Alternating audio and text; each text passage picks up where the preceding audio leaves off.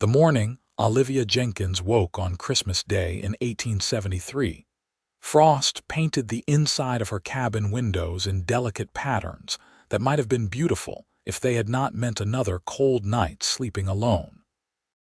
Her husband Thomas had been dead for 8 months now, killed in a mine collapse that left her with nothing but this drafty homestead on the outskirts of Clifton, Arizona, and the knowledge that the world kept turning whether your heart was in pieces or not. She pulled the worn quilt tighter around her shoulders and watched her breath fog in the frigid air, trying to remember what warmth felt like, what hope tasted like, what it meant to look forward to Christmas morning instead of dreading the silence it brought.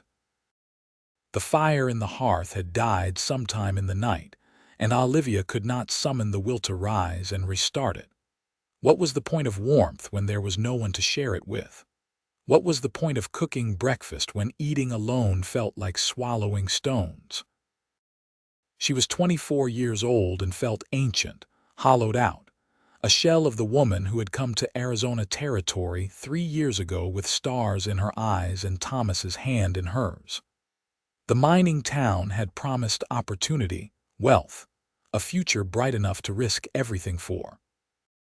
Instead, it had given her grief and isolation in a cabin perched on land that grew little but scrub, brush, and disappointment. Outside, the December wind howled down from the mountains, carrying with it the bite of winter that people back east would never believe Arizona could produce. Clifton sat in a valley where the San Francisco River cut through copper-rich hills, and though summer could bake a person's bones, winter reminded everyone that altitude mattered more than latitude. Snow dusted the higher peaks, and the air held that particular crispness that made everything feel brittle, ready to snap. Olivia finally forced herself upright, her feet touching the icy floor through her thin stockings. She had sold her good boots 2 months ago when the mine company refused to honor Thomas's final wages, claiming his contract stipulated payment only to living employees. The lawyer in town had laughed when she asked for help, and the bank had informed her that women could not hold property claims without a male guardian. Never mind that she had worked this land alongside Thomas, that her hands bore the same calluses, that her sweat had watered this ground just as much as his. In the eyes of the law and the town, she was invisible, inconsequential, a problem to be ignored until she either remarried or disappeared.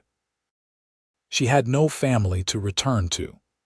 Her parents had disowned her when she married Thomas against their wishes, and her only sister had died of scarlet fever years ago. Thomas's family back in Missouri wanted nothing to do with his widow, had made that clear in a single terse letter informing her they would not be providing assistance of any kind. Olivia was alone in a way that felt absolute, terrifying, like standing at the edge of a cliff with nothing but darkness below. The cabin consisted of a single room with a sleeping area curtained off in one corner, a small table with 2 chairs that mocked her solitude every time she looked at them, and a hearth that Thomas had built stone by stone during their first autumn here. His tools still hung on the wall, rusting now from disuse and her inability to maintain them properly. His coat remained on its peg by the door. Sometimes she buried her face in it, searching for his scent, but it had faded weeks ago, leaving only the smell of dust and abandonment. Olivia wrapped a shawl over her nightdress and knelt before the hearth, coaxing life back into the embers with trembling fingers. The wood supply was running desperately low. She would need to venture into the hills soon to gather more, a task that had always been Thomas's domain and one she dreaded. The wilderness around Clifton was unforgiving, full of creatures and terrain that did not care about her inexperience or fear. But the alternative was freezing, and while some dark mornings she wondered if that might be easier, some stubborn spark in her refused to simply give up and die. A flame finally caught, small and uncertain, struggling against the cold draft that leaked through gaps in the cabin's walls. Olivia fed it carefully, adding kindling piece by precious piece until the fire grew strong enough to push back the chill. As warmth began to spread through the room, she allowed herself a small moment of satisfaction. She was still alive. She was still fighting. Perhaps that was enough for today. The knock at the door came so unexpectedly that Olivia actually jumped, her heart hammering against her ribs. No one came out here. The nearest neighbor was 3 miles away, an elderly Mexican couple who kept to themselves and spoke little English. The town lay 2 miles in the opposite direction, and the good people of Clifton had made it clear through silence and averted eyes that a destitute widow was not their concern. For a wild moment, Olivia wondered if she had imagined the sound, if loneliness had finally cracked her mind open like an egg. Then the knock came again, firmer this time, followed by a man's voice. "Hello in there. I don't mean any trouble. Just hoping for a bit of shelter from the cold." Olivia stood frozen, every cautionary tale she had ever heard about women alone on the frontier flooding her mind. But the voice sounded tired, not threatening, polite even, and it was Christmas morning. Surely even the worst sort of man would not choose Christmas morning to do harm. She moved to the door, keeping her hand on the rifle Thomas had taught her to shoot, and opened it just wide enough to peer through the gap. The man on her doorstep was tall and lean, with broad shoulders under a heavy sheepskin coat and snow dusting his dark hair.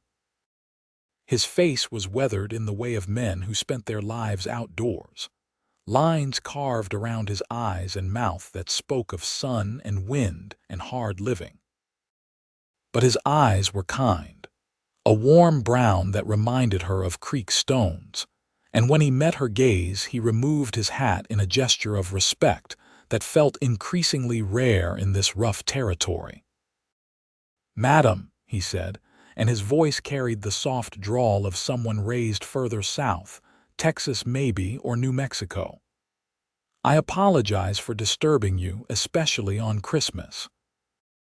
My horse threw a shoe about a mile back, and I have been walking in this cold trying to find somewhere to warm up before my fingers fall off. I saw your smoke and hoped you might spare a cup of coffee and a few minutes by your fire. I can pay." Olivia's eyes flicked past him to where a large bay horse stood tied to her fence post, favoring one front hoof. The man's story checked out, at least in that detail. He did not look like a drifter or a criminal. His clothes were worn but well maintained, his gear good quality. The gun belt at his hip was present but not positioned for a quick draw, and his hands hung loose at his sides, non-threatening. "I do not have much," she heard herself say, hating how thin her voice sounded, how unused. "But I suppose I can spare some coffee." The man's face broke into a relieved smile that transformed him from merely handsome to genuinely striking. "Thank you, madam. You are a lifesaver, truly. May I bring my horse around to your lean-to? I do not want him standing in this wind longer than necessary." Olivia nodded and watched as he led the bay around the side of the cabin where a small 3-sided shelter provided minimal protection from the elements. Her own horse, a sturdy mare named Daisy that Thomas had bought for her birthday, nickered a greeting. The man's movements as he tended to his animal were efficient and gentle, the actions of someone who cared about his beasts. That spoke well of his character, Olivia thought. Thomas had always said you could judge a man by how he treated animals and women, the creatures most vulnerable to his strength. When he returned to the front door, Olivia stepped back to let him enter. The cabin seemed to shrink with his presence, suddenly too small, too intimate. She was acutely aware that she stood in her nightdress and shawl, that her hair hung in a messy braid down her back, that she had not spoken to another human being in nearly 2 weeks. The man seemed to sense her discomfort because he stayed near the door, warming his hands over the fire but keeping a respectful distance. "My name is Benjamin Decker," he said, still holding his hat in his hands. "I have been working at a ranch up near Springerville, but the owner let most of us go for the winter. I am heading south to find work, maybe down in Tucson or over in New Mexico territory." "Olivia Jenkins," she replied, moving to the stove to put on a pot of coffee. Her hands shook slightly as she measured out the grounds, aware of his eyes on her. "This is my land, was my land. I am not entirely sure of the legality anymore." She did not know why she said that last part. Perhaps because it was Christmas, and she had not spoken to anyone in so long that the words simply spilled out like water from a cracked jug. Benjamin did not respond immediately, just watched her with those steady brown eyes until the silence stretched uncomfortable. "You are alone here," he said finally, and it was not quite a question. "My husband died in the mines last spring." Olivia kept her back to him, focusing on the coffee. "The company will not honor his wages, and the law says I cannot hold the claim without a man's name attached to it. So yes, I am alone, and likely not for much longer before someone decides this land would be better used by someone with the proper anatomy." She heard the bitterness in her own voice and flinched. This man did not deserve her anger. He was just a cowboy looking for work, stopped by chance or fate on Christmas morning. Benjamin did not seem offended, though. When she finally turned to face him, his expression had softened into something that looked like understanding. "That is a raw deal," he said quietly. "I am sorry for your loss, and I am sorry the world is set up to kick you when you are already down." The simple acknowledgement, free of platitudes or hollow comfort, hit Olivia harder than expected. Her throat tightened, and she had to look away before tears could form. She poured 2 cups of coffee with more focus than the task required, buying time to compose herself. "Thank you," she managed. "That is more kindness than I have received from anyone in months." They sat at her small table, the empty chair between them somehow less painful with Benjamin's presence filling the space. The coffee was weak, her supplies running low, but Benjamin drank it like it was the finest thing he had ever tasted. Outside, the wind continued its assault on the cabin, but inside, the fire crackled and the silence felt less oppressive, less like a weight trying to crush her chest. "You have family you can go to?" Benjamin asked after a while. "Somewhere back east, maybe." Olivia shook her head. "No one. My parents disowned me, and Thomas's family wants nothing to do with me. I have been trying to figure out what to do, but every option seems impossible. I cannot work in town because no decent establishment will hire a woman without references, and the indecent ones, well." She did not finish that sentence. They both knew what she meant. Benjamin's jaw tightened. There should be better choices than that. Should be does not help much with what is. Olivia wrapped her hands around her coffee cup, savoring the warmth. "I have been thinking about trying to make it to California. I heard there are more opportunities there, places where a woman alone might actually survive. But I have no money for travel, and winter is the worst time to attempt a journey like that." "California is a long way," Benjamin said thoughtfully. "And you are right about winter travel. The passes will be snowed in, and the desert stretches between here and there are not forgiving even in good weather." He paused, seeming to wrestle with something internal. "What if you had help?" Olivia looked up sharply. "What do you mean?" "I mean that I am heading south anyway, and while I had planned to look for work in Tucson, California is just further west.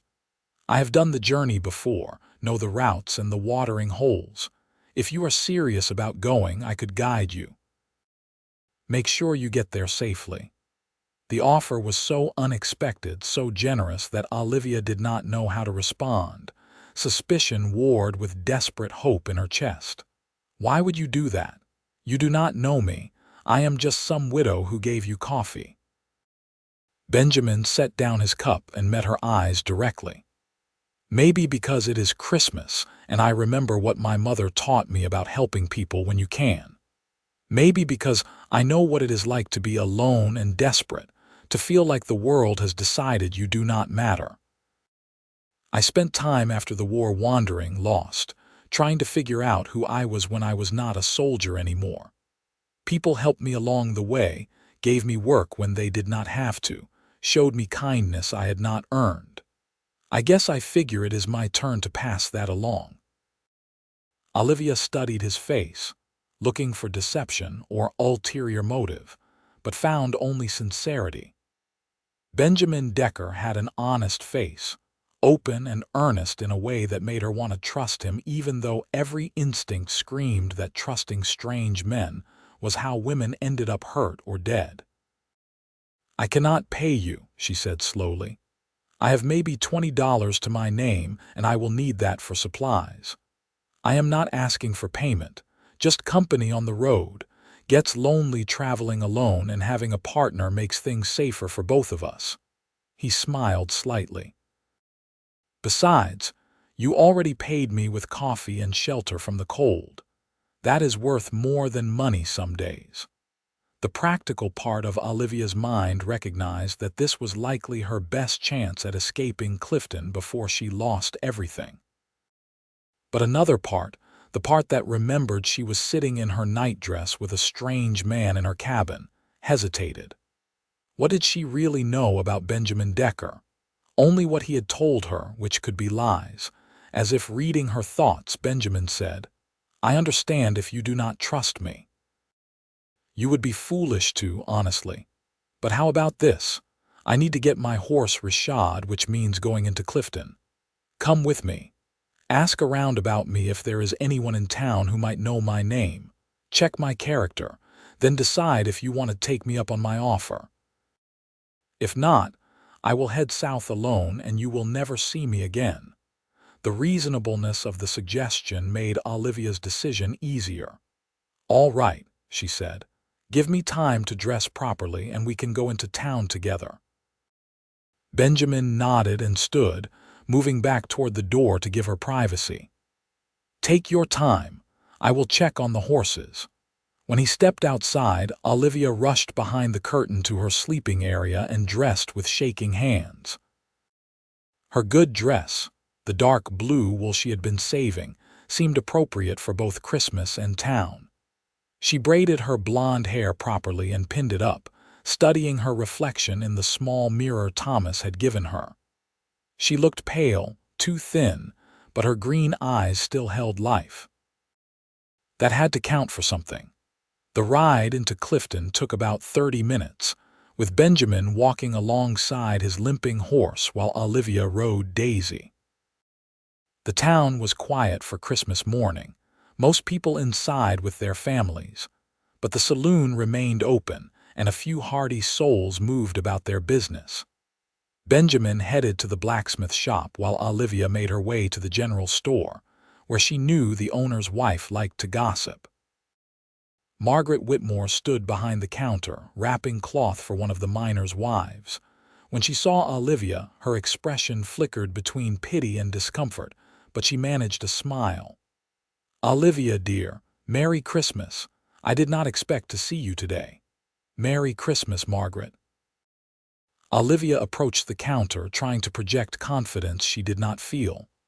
"I have a question for you. Do you know anything about a man named Benjamin Decker?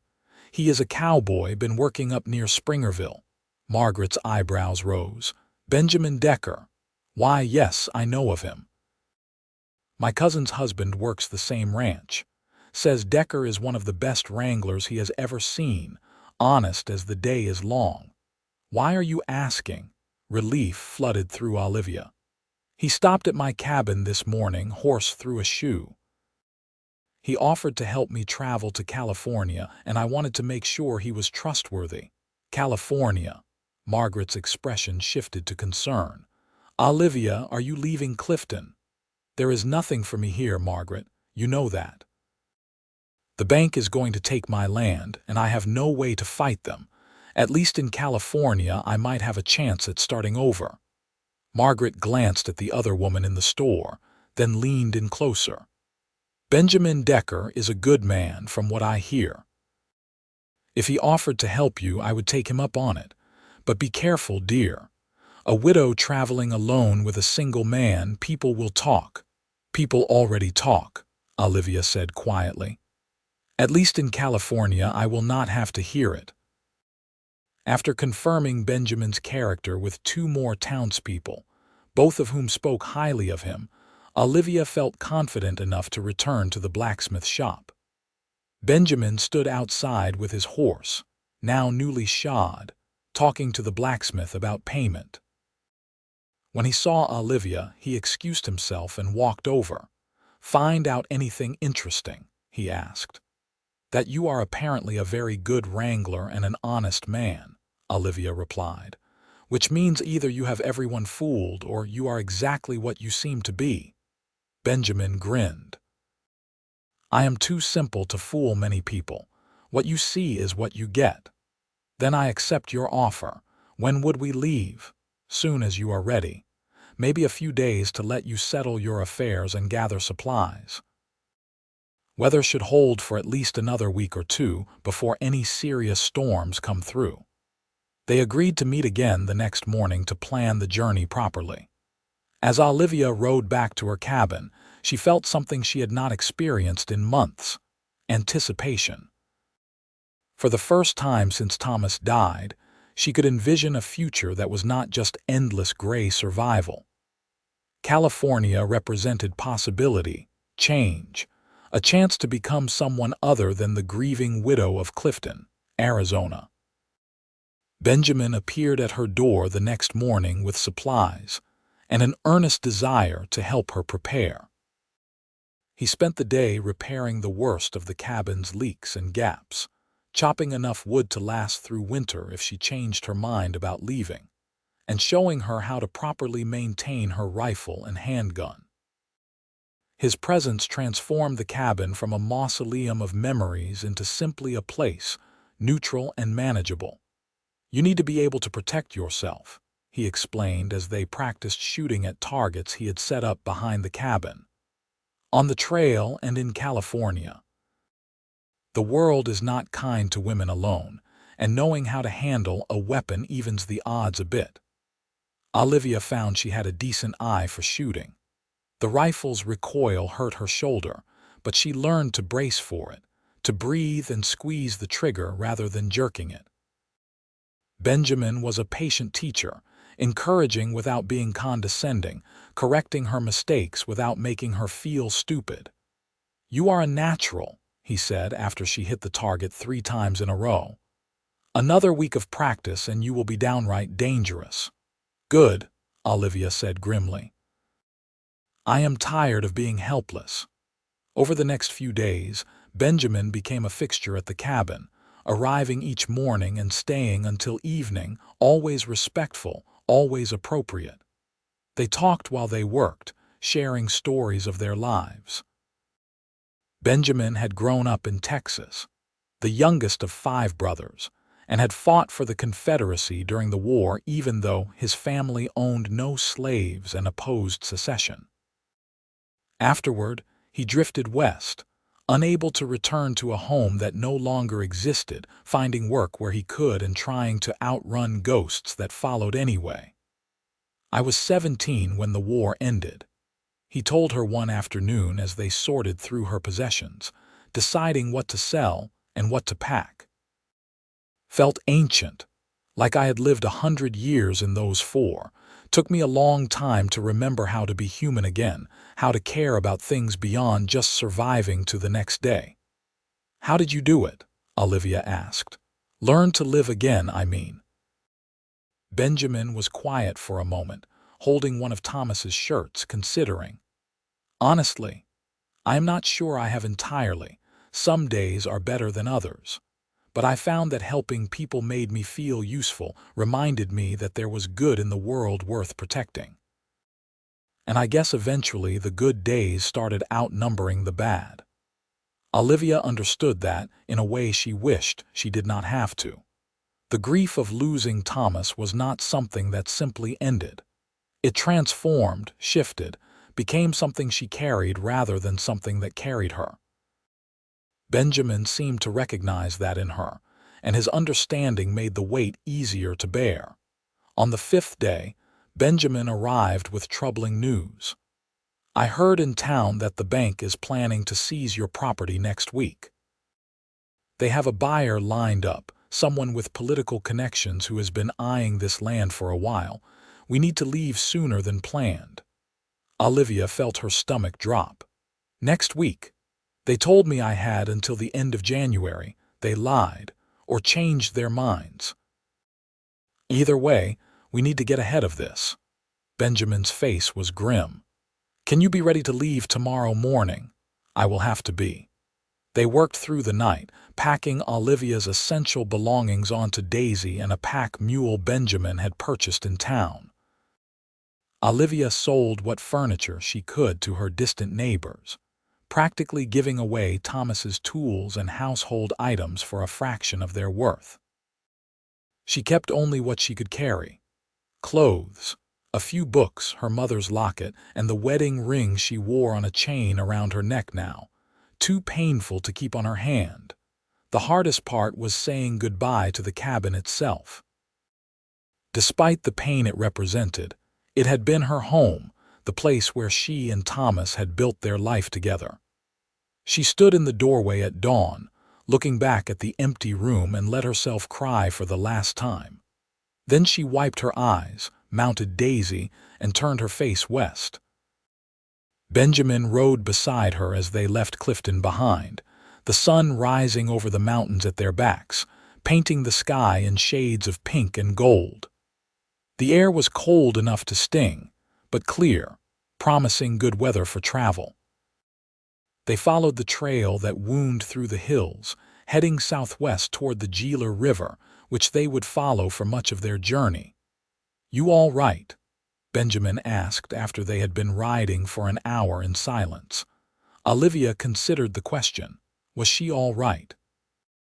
She had just left behind everything familiar, was traveling into the unknown with a man she had known less than a week. By all reasonable measures, she should be terrified, but instead she felt strangely calm, almost peaceful. "I think so," she said. "It feels right moving forward. Like I've been frozen in place for months and finally thought enough to take a step."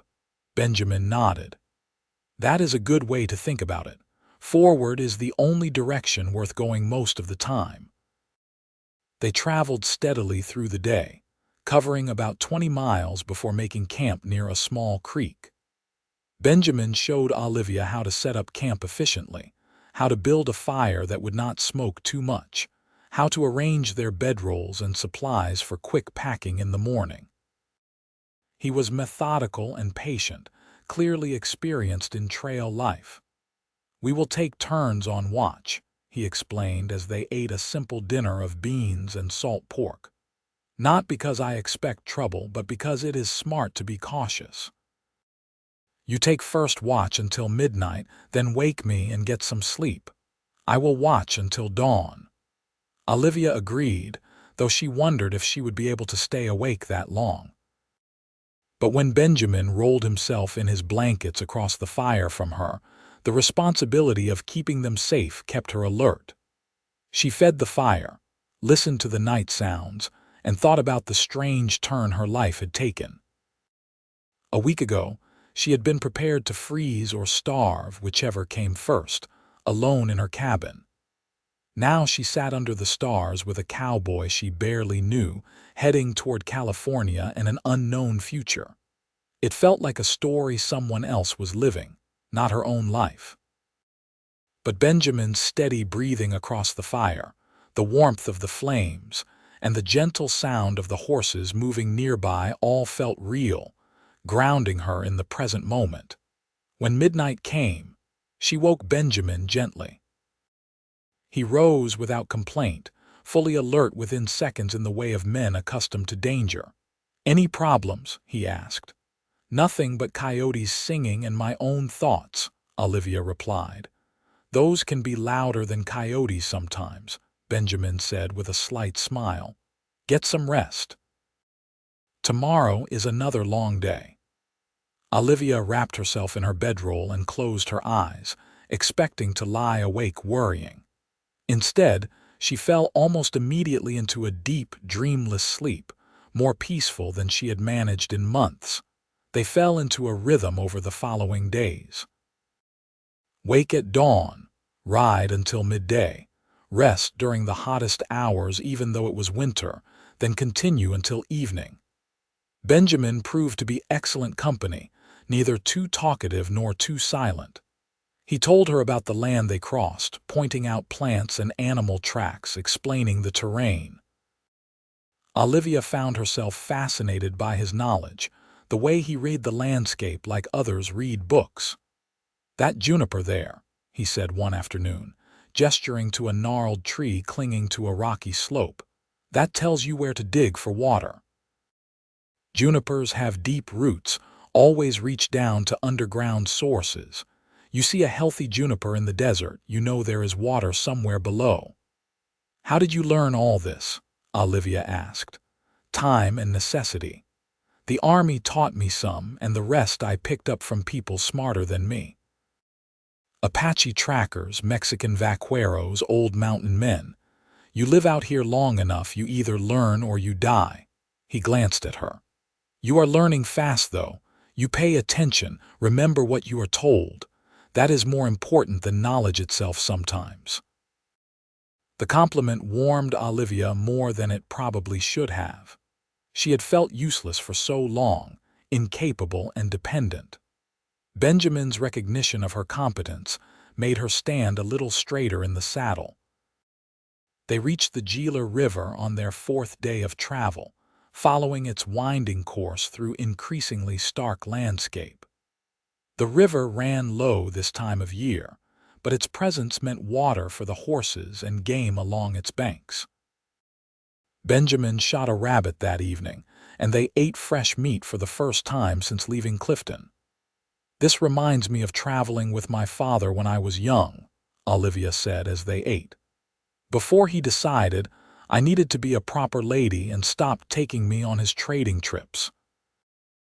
I loved being on the trail, seeing new places. What changed? Benjamin asked. I got older, developed in ways that made people uncomfortable, I suppose. My mother insisted I needed to learn domestic skills, find a husband, fulfill my proper role. Olivia poked at the fire with a stick. I tried to be what they wanted. Married Thomas because he was kind and my parents approved, but I always felt like I was playing a part, pretending to be satisfied with a life that felt too small. Did you love him, Thomas?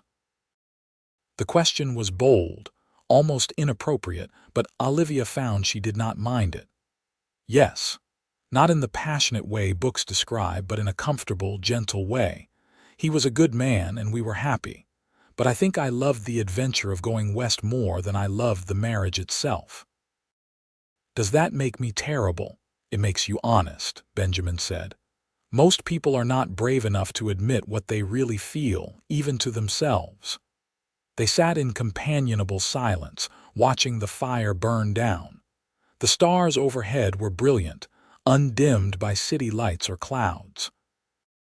Olivia had always loved the western sky, the way it stretched vast and infinite, making her feel both insignificant and somehow connected to something larger than herself. Can I ask you something? She said after a while. Anything. Why are you really doing this? Helping me, I mean. You could be in Tucson by now, finding work, settling in for the winter. Instead, you are out here in the cold, babysitting a widow with nothing to offer you. Benjamin took his time answering, his face thoughtful in the firelight. You remember I mentioned feeling lost after the war. Trying to figure out who I was, Olivia nodded. Well, I decided I wanted to be the kind of man who helps people. Not for reward or recognition, but because it is the right thing to do. Because the world has enough cruelty in it, and maybe if I add a little kindness, It balances the scales a bit. He met her eyes. And maybe because when I opened your door on Christmas morning and saw you standing there looking so alone, so lost, I saw someone who needed help and had the ability to provide it. Seemed like fate or God or whatever you want to call it, giving me a chance to be useful. That is very noble, Olivia said quietly. Not noble. Just trying to be decent, Benjamin smiled. Besides, you are good company. You do not complain, you learn fast, and you make a fine pot of coffee given the supplies we have. I have traveled with worse companions. Olivia laughed, surprised by the sound of her own amusement. When had she last laughed? She could not remember. The realization was both sad and hopeful. If she could laugh again, maybe she could feel other things again too. Maybe she could rebuild a life that held more than just survival.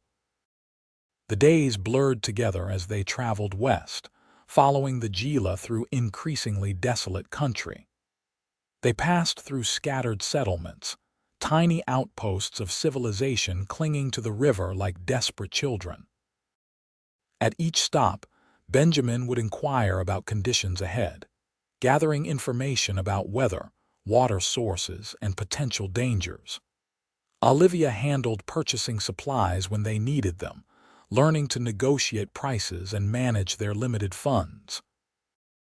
One morning, about 2 weeks into their journey, they woke to find fresh snow dusting the ground.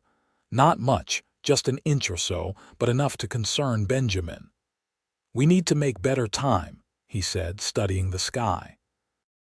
"That storm came from the northwest, and if it gets colder, we could be in trouble. The desert can kill you with cold just as easily as heat." They pushed harder that day, riding longer hours and taking shorter breaks. By evening, both of them were exhausted and the horses were spent.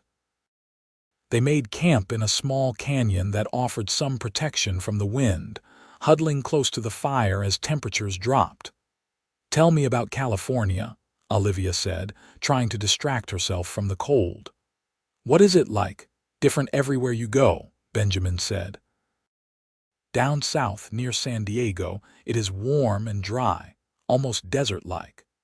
Up north, near San Francisco, you get fog and rain and green hills. Central Valley is farmland, rich soil that grows just about anything. I spent time in Sacramento once after the war, worked at a stable there for a few months." "What did you think of it? Crowded? Loud? Too many people pressed together, all of them trying to get rich or get ahead or get somewhere else?" He smiled. "But there was energy there, possibility. You could feel it in the air, this sense that anything could happen, that you could be anyone you wanted to be. No one cared about who you were before, they only cared about what you could do now." That sounded like heaven to Olivia. A place where her past did not define her, where she could reinvent herself completely. "Where do you think we should go? When we get there, I mean." "Depends what you want to do. Big city like San Francisco, you would have more opportunities for work, but also more competition and higher costs. Smaller town, you might find community easier but fewer options." Benjamin studied her face. "What do you want, Olivia? If you could have anything, do anything, what would it be?" No one had asked her that in years. Olivia had to think about it, digging past the layers of grief and survival to find the core of her own desires. "I think I would like to have a place of my own. Nothing big, just a small house with a garden, maybe near the ocean. I have never seen the ocean. And I would like to work, do something useful, maybe teach or run a shop, something that is mine that I built myself." "That sounds like a good dream," Benjamin said. "Achievable too. California has plenty of small coastal towns that need teachers and shop owners. What about you? What do you want?" Benjamin was quiet for a long time, staring into the fire. "I want to stop wandering," he said finally. "I have been moving for 10 years now, never staying anywhere long enough to call it home. I want to find a place where I can put down roots, build something that lasts. And I want," He hesitated, then continued. I want someone to build it with. I am tired of being alone. The admission hung in the air between them, heavy with meaning. Olivia felt her heart beat faster, suddenly aware of how close they sat, how the firelight painted Benjamin's face in warm tones, how his eyes held something that looked like longing. That is a good dream, too, she whispered. They did not speak more that night, but something had shifted between them, a door opening to possibilities neither had dared voice before. The next several days passed in a heightened awareness of each other. Olivia noticed things she had not let herself see before. The way Benjamin's hands moved with confidence and grace, the strength in his shoulders, the kindness in his smile. She caught him watching her sometimes, his expression soft, and had to look away before the heat in her cheeks gave away her thoughts.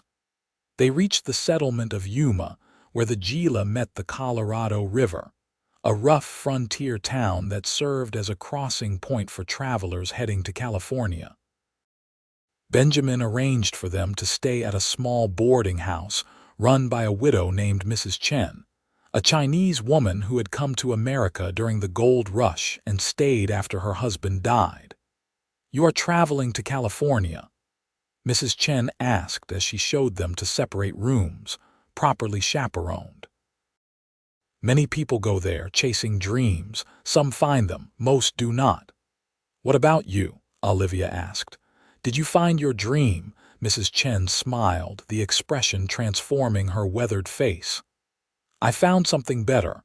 I found out I did not need anyone's dream but my own. Now I have my house, my business, my freedom. That is enough. The words resonated with Olivia. She did not need to chase some grand vision of success. She just needed to build a life that was hers on her own terms. The realization was liberating.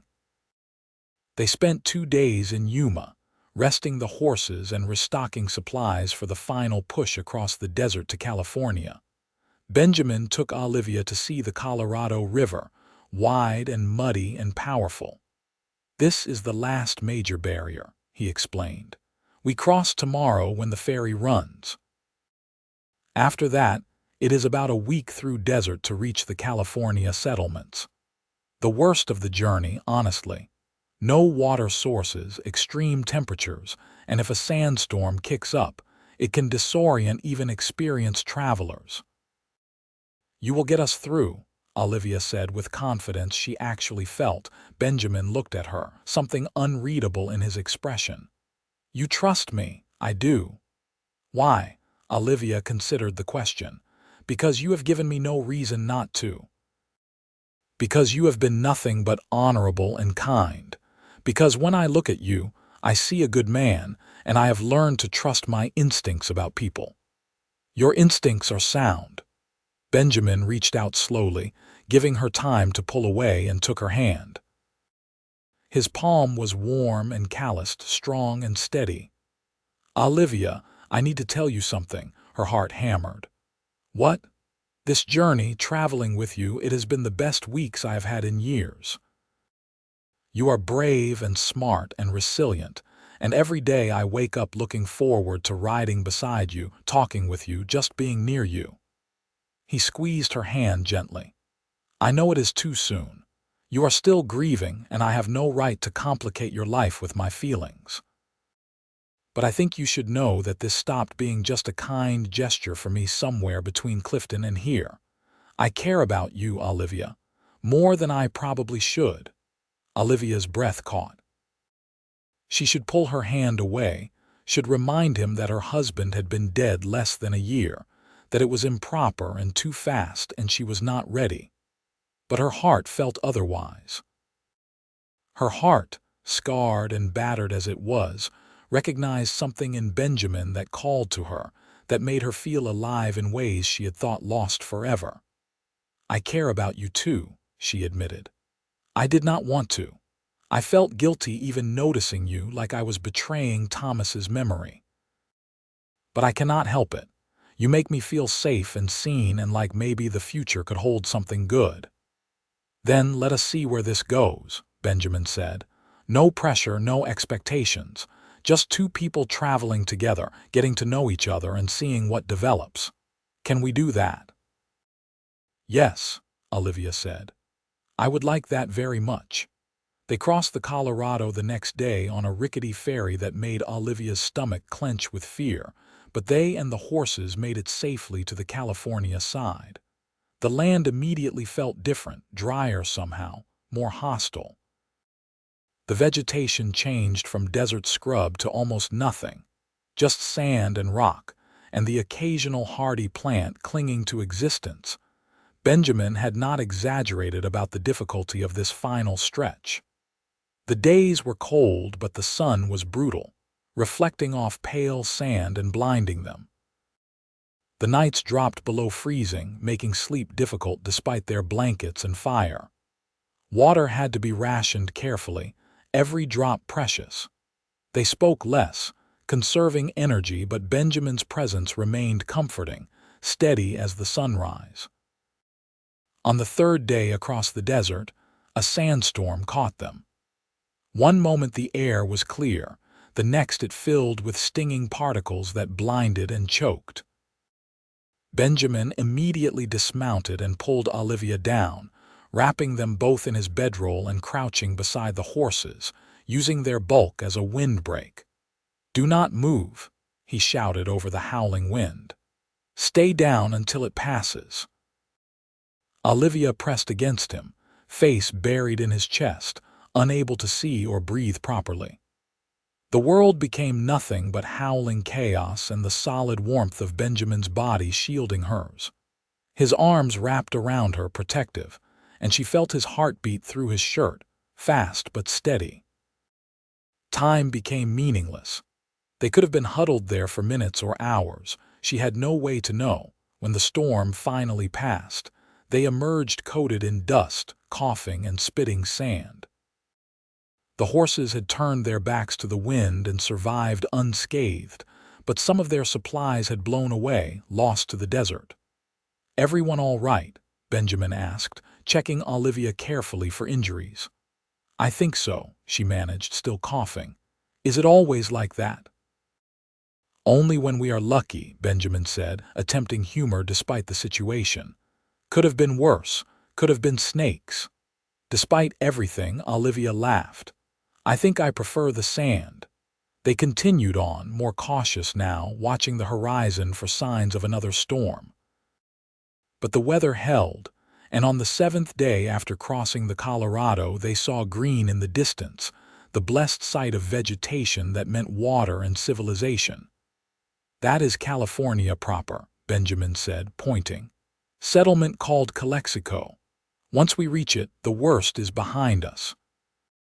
From there, we can take the coastal route north, visit different towns until you find one that feels right." The relief Olivia felt was overwhelming. They had made it. Against odds and weather and her own inexperience, they had crossed the desert and reached California. She wanted to cry, to laugh, to do something to mark the achievement. Instead, she just smiled at Benjamin, and the pride and happiness in his eyes told her he understood. Calexico was small but welcoming, a farming community nestled in an area made fertile by irrigation from the nearby New River. They stayed at a proper hotel with real beds and hot baths, luxury Olivia had nearly forgotten existed. She soaked in a copper tub until her skin pruned, washing away weeks of trail dust and tension. At dinner that night in the hotel dining room, Benjamin looked different in clean clothes, hair combed, face freshly shaved. He looked younger, less weathered, and devastatingly handsome. Olivia had taken time with her own appearance, wearing her good dress and pinning her hair up properly, and the way Benjamin's eyes widened when he saw her made her stomach flutter. "You look beautiful," he said simply. "You clean up well yourself," Olivia replied, pleased with how steady her voice sounded despite her racing pulse. They ate and talked about their plans. Benjamin suggested heading north along the coast, visiting towns like San Diego, Los Angeles, Santa Barbara, and San Luis Obispo, until they found somewhere that appealed to Olivia. "We have time," he said. "No rush to settle immediately. Better to find the right place than to pick wrong out of impatience." Olivia agreed, but she was also aware that every day they traveled together, every night they camped or stayed in hotels, they were building a reputation as a couple. Not that she minded. The thought of parting ways with Benjamin, of him riding off to find work while she settled somewhere alone, made her chest ache. Somewhere along the trail between Arizona and California, Benjamin Decker had become essential to her, as necessary as water or air. "What are you thinking?" Benjamin asked, watching her face. "That I do not want this to end," Olivia admitted. "The traveling, yes, that can end. But us, spending time together, I do not want that to stop." Benjamin reached across the table and took her hand, uncaring of who might see. "It does not have to. I told you back in Yuma that I wanted to stop wandering to find a place to call home. I also told you I wanted someone to build it with." He paused, his thumb stroking her knuckles. "I am hoping that someone might be you if you will have me." Olivia's heart felt too large for her chest. "Benjamin, are you asking what I think you are asking?" "Not yet. It is too soon, and you need time to heal to find yourself outside of grief and survival. But I am saying that I am not going anywhere. When you are ready, if you are ready, I will be here. And if that day comes, I will ask you properly, with a ring and a plan and a future to offer you." Tears pricked Olivia's eyes, but they were good tears, healing tears. "That is the kindest thing anyone has ever said to me." "You deserve kindness," Benjamin said. "You deserve everything good this world has to offer." They traveled north slowly, stopping in each coastal town for a few days to explore and assess. San Diego was pretty but expensive, already filling with speculators and developers. Los Angeles was growing fast, rough around the edges but vibrant with opportunity. Santa Barbara charmed them both with its Spanish mission and gentle climate, but something about it did not quite feel right to Olivia. As they rode between towns, the landscape revealed itself in stunning beauty. Olivia saw the Pacific Ocean for the first time from a clifftop near San Diego, and the sight of endless blue water meeting endless blue sky made her weep with awe. They camped on beaches where seals barked and pelicans dove for fish. They rode through valleys where wildflowers carpeted the hills in orange and purple. California was everything the stories promised and more. Benjamin taught her to read the tides, to identify edible plants along the coast, to understand the rhythms of ocean life. In turn, Olivia shared her thoughts and dreams with increasing openness, no longer afraid of revealing too much. They talked about books they had read, places they wanted to see, the kinds of lives they hoped to build. Every conversation deepened their connection, weaving them together like threads in a tapestry. One evening, camped in a cove north of Santa Barbara, they sat on the beach watching the sunset paint the sky in impossible colors. Benjamin had his arm around Olivia's shoulders, and she leaned against him, comfortable and content in a way that felt miraculous given where she had started. "I have been thinking," Benjamin said quietly, "about what you said you wanted. A small house near the ocean, a garden, work that is yours. What if we found a place where we could both have our dreams? Maybe a small ranch or farm, close enough to town that you could open a shop or teach, but with enough land that I could raise horses or cattle." Olivia asked, her heart beating faster. "If you want." "I know we agreed to take things slow, but Olivia, I am in love with you. Have been for weeks now, probably since that first morning when you opened your door and let a stranger in on Christmas Day. You are brave and beautiful and the strongest person I have ever met. I want to build a life with you, Wake up beside you every morning and fall asleep knowing you are safe and happy. I want everything with you." Olivia turned to face him fully, her eyes searching his face. "I love you too," she said, the words emerging with certainty that surprised her. "I did not think I could feel this way again, did not think I deserved to after losing Thomas. But you showed me that hearts can heal, that life can begin again even after terrible loss. You saved me, Benjamin. In every way a person can be saved." Benjamin cupped her face gently, his thumb brushing her cheekbone. "Can I kiss you, please?" Olivia whispered. The kiss was soft and sweet, tentative at first, then deepening as weeks of restrained attraction finally found release. Benjamin's lips were warm, tasting of coffee and salt air, and kissing him felt like coming home, like finding a piece of herself she had not known was missing. When they finally pulled apart, both breathing hard, Benjamin rested his forehead against hers. "Marry me," he said. "I know it is fast and people will talk, but I do not care.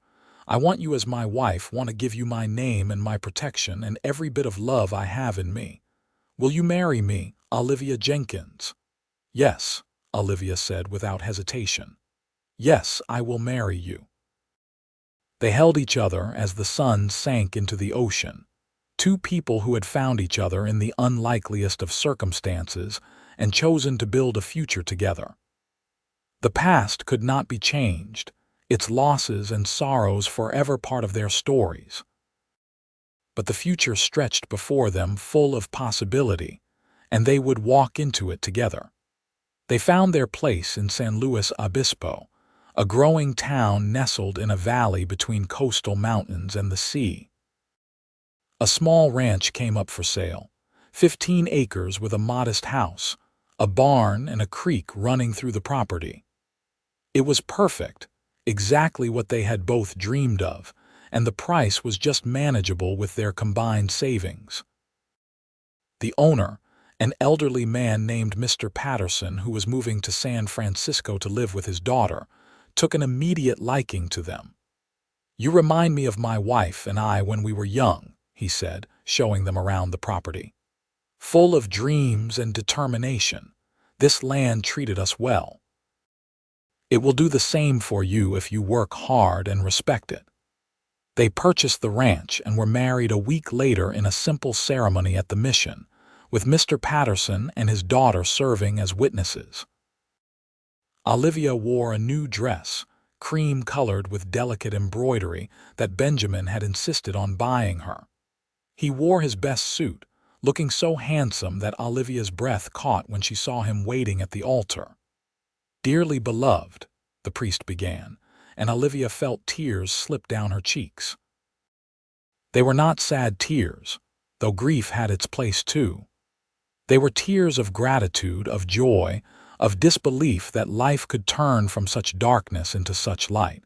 When Benjamin slipped a simple gold band onto her finger, his hands trembled slightly. "With this ring I thee wed," he said, his voice rough with emotion. "I promise to love you, honor you, and protect you all the days of my life."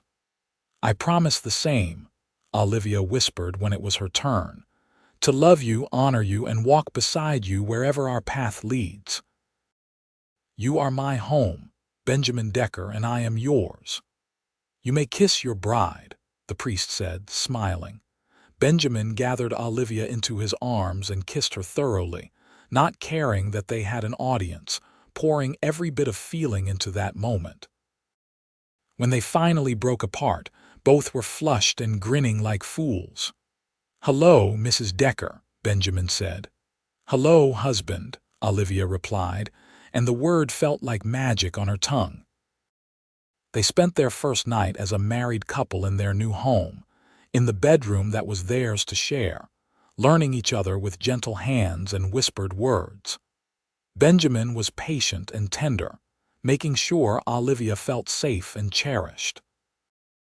The intimacy was different from what she had known with Thomas, more passionate, more intense, but also suffused with deep affection and care. Afterward, wrapped in Benjamin's arms, listening to his heartbeat slow, Olivia felt peace settle over her like a benediction. "Are you happy?" Benjamin asked, his voice drowsy. "So happy," Olivia said. "Happier than I ever thought I could be again." "Good. That is all I want, your happiness." They fell asleep tangled together, the future beginning in earnest. The months that followed were filled with hard work and deep satisfaction. Benjamin threw himself into improving the ranch, repairing fences, breaking new horses, planning for spring planting. Olivia tended a garden that grew larger and more ambitious each week, experimented with cooking over their new stove, and began teaching reading and writing to children from neighboring ranches twice a week in their parlor. They worked side by side from dawn to dusk, building their life one day at a time. The physical labor was exhausting but rewarding, and every improvement they made to the property felt like a promise kept, a dream realized. In the evenings, they would sit on their porch watching the sun set over the hills, Olivia in Benjamin's arms, talking about their day and making plans for tomorrow. "I want to expand the herd next year," Benjamin said one evening. "Maybe get some breeding stock, really establish ourselves as a source for quality horses." "That sounds expensive," Olivia replied practically. "It is. But I have been talking to some of the other ranchers and they say there is real demand. We could make good money if we do it right." "Then we should try. This is our future. We need to invest in it." Benjamin kissed the top of her head. "When did you become such a businesswoman?" "When I married a man who treats me like a partner instead of property." Word spread through the community about the young couple who had bought the Patterson place, and slowly they began to make friends. Their nearest neighbors, the Morales family, came by with food and offers of help. The town's doctor and his wife invited them to dinner. The children Olivia taught brought their parents around, curious about the woman who made learning fun. Not everyone was welcoming. Some looked down on Olivia for remarrying so quickly after her first husband's death, whispering about propriety and decent mourning periods. But Benjamin fielded such gossip with calm confidence, making it clear that anyone who disrespected his wife would not be welcome in their home or their lives. Gradually, even the critics quieted, unable to maintain scandal in the face of the Deckers' obvious devotion to each other. Autumn arrived, painting the hills gold and russet. Olivia woke one morning feeling queasy, and the pattern repeated for several days before she understood what it meant. She was pregnant, carrying Benjamin's child, and the realization filled her with a complex mix of joy and fear.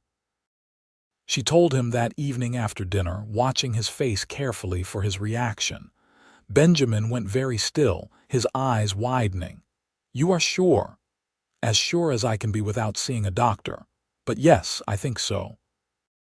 Benjamin let out a whoop of joy and swept her into his arms, spinning her around until she laughed and begged him to stop before she got sick. "We are going to have a baby," he said, wonder in his voice. "Olivia, we are going to be parents. Are you happy about it?" She asked, needing to hear him say it.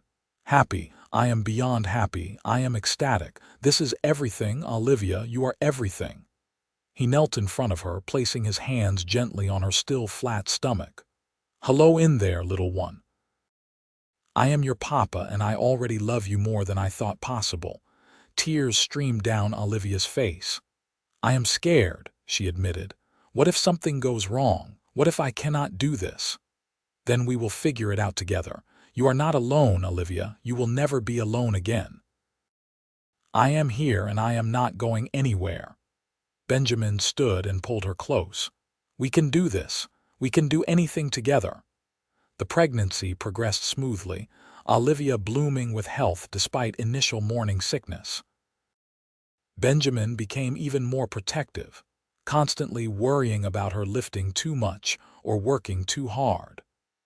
Olivia found his concern both touching and occasionally frustrating, having to remind him that she was pregnant, not fragile. "I am capable of carrying a bucket of water," she said one afternoon when he literally took it from her hands. "I know, but why should you when I can do it for you?" "Because I need to maintain my strength. The midwife said staying active is good for both me and the baby." Benjamin sighed but relented, though Olivia caught him hovering anxiously whenever she did anything more strenuous than sitting down. Winter came again, their first full year in California drawing to a close. On Christmas morning, exactly 1 year after Benjamin had knocked on her cabin door in Arizona, they sat together in front of their hearth, Olivia's swollen belly evident under her dress. "You remember where we were a year ago?" Benjamin asked, his hand resting on her stomach, feeling their child kick. "I remember being so cold and alone I thought I might die," Olivia said. "I remember thinking that Christmas morning was the loneliest time in the world, and then you knocked. Best decision I ever made, stopping at that cabin. Best decision I ever made, opening the door." They kissed, slow and sweet, surrounded by the warmth and safety they had built together. Outside, rain pattered against the windows, but inside, everything was perfect. Their son was born on a warm day in late March, arriving with a lusty cry that announced his presence to the world. Benjamin stood at Olivia's side through the whole labor, holding her hand and whispering encouragement even when she cursed him for getting her pregnant in the first place. When the midwife finally placed the squalling infant in Olivia's arms, Benjamin wept openly, overcome with emotion. "He is perfect," Olivia whispered, studying the tiny face, counting fingers and toes. "He is absolutely perfect." "What should we name him?" Benjamin asked. They had discussed names for months but never quite decided. Looking at their son now, Olivia knew. "Thomas," she said. "Thomas Benjamin Decker, so he carries both of the good men in my life." Benjamin's face showed surprise and then deep gratitude. "Are you sure?" "I am sure. Thomas was a good man, and he deserves to be remembered. This baby is not a replacement or a ghost. He is his own person, but carrying that name honors the past while celebrating the future." "Thomas Benjamin Decker it is, then." Benjamin leaned down to kiss his son's forehead. "Welcome to the world, little man. We are going to have such adventures together." Parenthood transformed them both. Benjamin proved to be a natural father, patient and playful, singing lullabies in his deep voice and walking the floor at night when Thomas fussed. Olivia discovered reserves of strength and capability she had not known she possessed, managing the demands of an infant while still running their household and teaching her students. Their family brought the community closer. Neighbors stopped by with gifts and advice. The Morales family became like grandparents to Thomas, doting on him shamelessly. Even the town's sternest matrons softened when they saw Benjamin carrying his son in a sling while working, or Olivia nursing the baby while giving lessons to her students. The ranch prospered. Benjamin's horse breeding operation took off, with buyers coming from as far as San Francisco to purchase his well-trained stock. Olivia's teaching grew into a small school, conducted in a room Benjamin built onto their house specifically for that purpose. Money was no longer a constant worry. They were not wealthy, but they were comfortable, secure in ways neither had been before. When Thomas was 2, Olivia became pregnant again. This time a daughter arrived, smaller and quieter than her brother, but with her mother's green eyes and her father's determined chin. They named her Sarah, after Benjamin's mother, and she completed their family in ways they had not realized they needed. Years passed in the rhythm of ranch life. The children grew, learning to ride before they could properly walk, helping with chores as soon as they were able. Thomas inherited his father's way with horses, while Sarah showed her mother's love of learning, always with a book in hand. More children came. another son, David, and finally twins, a boy and girl they named Michael and Catherine. Olivia sometimes struggled to believe this was her life. 5 children, a thriving ranch, a husband who loved her more with each passing year, a community that respected and valued her contributions. On her darkest days back in that Arizona cabin, she could never have imagined such abundance, such joy, but she never forgot where she came from. Every Christmas morning, before the children woke to open presents, Olivia and Benjamin would sit together and remember. They would talk about that first Christmas, about the knock on the door that changed everything, about the journey that brought them here. "You ever regret it?" Benjamin asked one such morning after they had been married nearly 15 years. Leaving Arizona, taking a chance on a stranger. Olivia looked around their home, decorated for the holiday with garlands and candles, full of the noise and chaos of their children. Not for a single moment. "You gave me everything, Benjamin, not just this house or this life, but hope. You reminded me that endings can be beginnings, that the worst day of your life does not have to define you forever. You did the same for me. Before I met you, I was just drifting, going through the motions. You gave me purpose, a reason to put down roots and build something real." They kissed, tender and familiar, partners in every sense of the word. Thomas Jenkins, their eldest, grew into a fine young man who eventually took over the main horse operation, allowing Benjamin to slow down as age began to catch up with him. Sarah became a teacher herself, opening a proper school in San Luis Obispo that served the whole community. David showed a talent for business, managing the ranch's finances with shrewd intelligence. The twins were still young, but Michael showed signs of his father's wanderlust while Catherine seemed destined for artistic pursuits, always drawing or painting. Olivia continued teaching until her 60s, finally retiring when her eyes grew too weak to see properly in lamplight. Benjamin remained active on the ranch until 70, then reluctantly allowed his children to handle the heavy labor while he supervised and advised. They grew old together, their love deepening and mellowing like good wine. On their 20th wedding anniversary, Benjamin took Olivia back to the beach where he had first told her he loved her. They walked along the shore, holding hands, watching the sunset paint the sky just as it had 2 decades earlier. "I would do it all again," Benjamin said. "Every mile, every struggle, every moment, all of it was worth it to end up here with you." "So would I," Olivia replied. "You are the best thing that ever happened to me, Benjamin Decker, my Christmas miracle. And you are mine." They stood together as the sun sank into the Pacific, 2 people who had found each other when both were lost, who had built a life and a love that would last forever. Their children had children. The ranch continued to thrive. And the story of how Benjamin knocked on Olivia's door on Christmas morning became family legend, told and retold to each new generation. Olivia lived to be 78 years old, surrounded by children and grandchildren, her life full and complete in every way. Benjamin was beside her at the end, holding her hand just as he had through every important moment of their life together. "I love you," she whispered with her last breath. "And I love you," Benjamin replied, "from that first Christmas morning until forever." She passed peacefully, a smile on her face, and was buried on their ranch overlooking the valley she had loved. Benjamin followed her 3 years later, his heart giving out on a quiet spring afternoon. They buried him beside her, together even in death as they had been in life. Their children erected a simple headstone that read, "Benjamin and Olivia Decker." He knocked and said, "Let us share this day and all days." She opened the door and they found forever.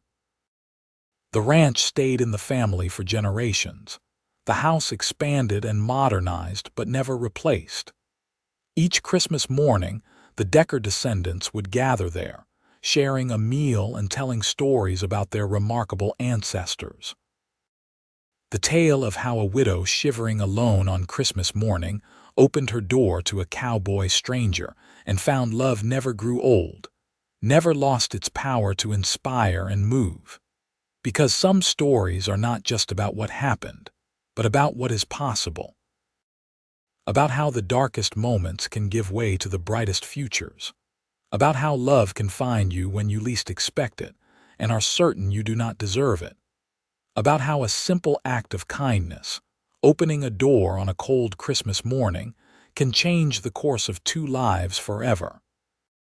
Benjamin and Olivia's love story became a testament to the resilience of the human spirit, to the power of second chances, and to the truth that it is never too late to begin again.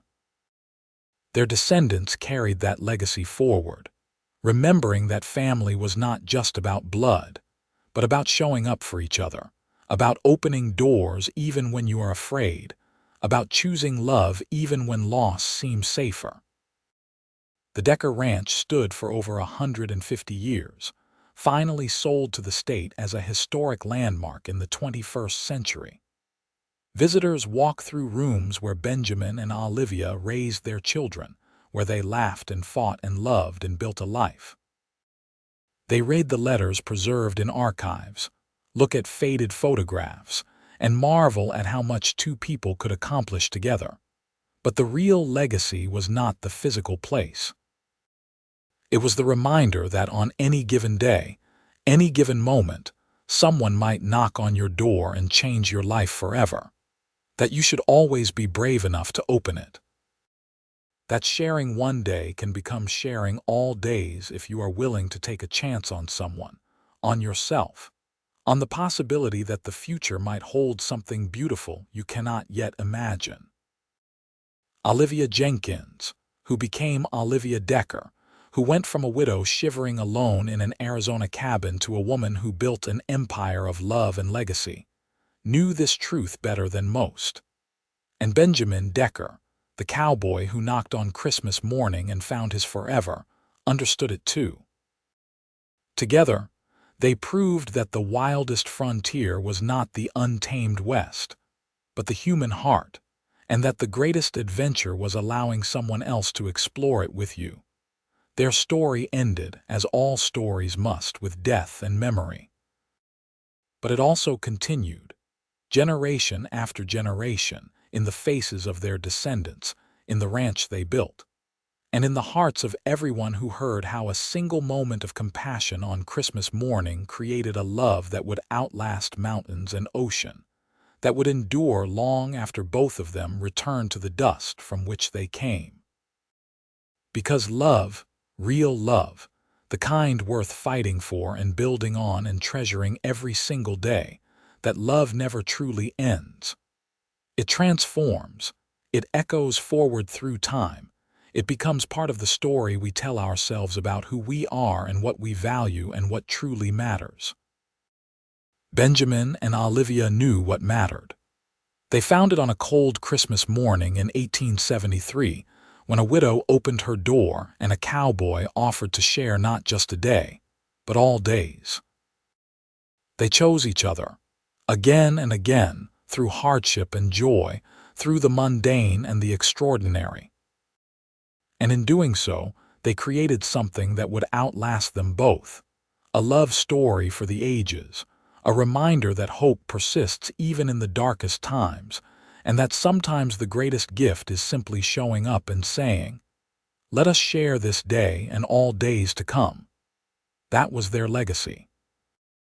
That was their truth. That was the story that began with a knock and ended with forever. And so their tale concludes, not with an ending but with a beginning that never stops. A love that continues in the hearts of all who remember them. A promise that even in the coldest, loneliest moments, warmth and connection and possibility are just on the other side of the door, waiting for you to be brave enough to open it and say yes to whatever comes next.